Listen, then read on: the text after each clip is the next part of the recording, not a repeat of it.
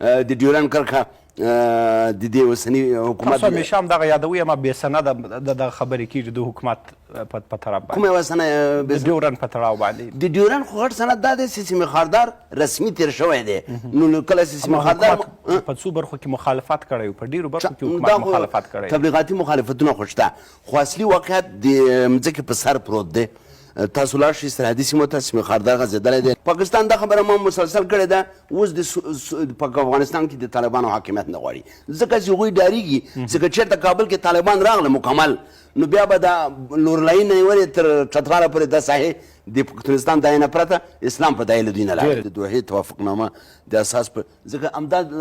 سولې ته د رسېدو لار ده نو که موږ دا نه منو خو طالبان ضدیت کوي نو بیا هغه هم نه مني حکومت باید د ستونزو جوړولو یا د سولې د لارې په مخ کې خنډونو ایجادولو په ځای باندې باید پلونه ایجاد کړي او سوله یو عملي هغه ته ورسوي نه دا موافقتنامې چې پاکستان سره امضا کړي دا شپږ کاله مخکې زه ریاست امنیت ملي کې موږ همدغسې یوه موافقتنامه د نبیل صاحب په وخت کې د آی اس آی سره امضا کړه د استخباراتي همکاریو وروسته هغه ډېره مضره واقع شوله موږ ته نه تنها مضره واقع شوله د دې موږ ډېر رازونه او د جنګ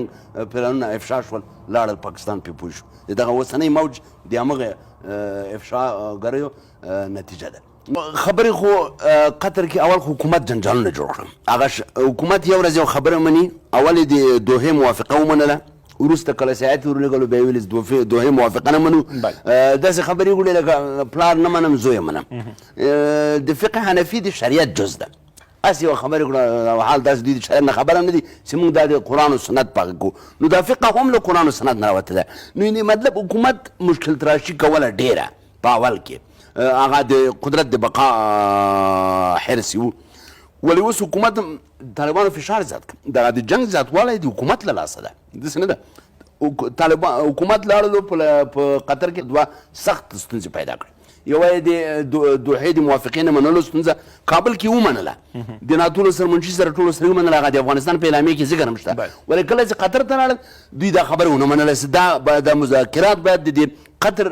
د موافقتنامې هوکړې په حساب نه وي دویمه یې دغه د فقه حنفي خبره راواخیستله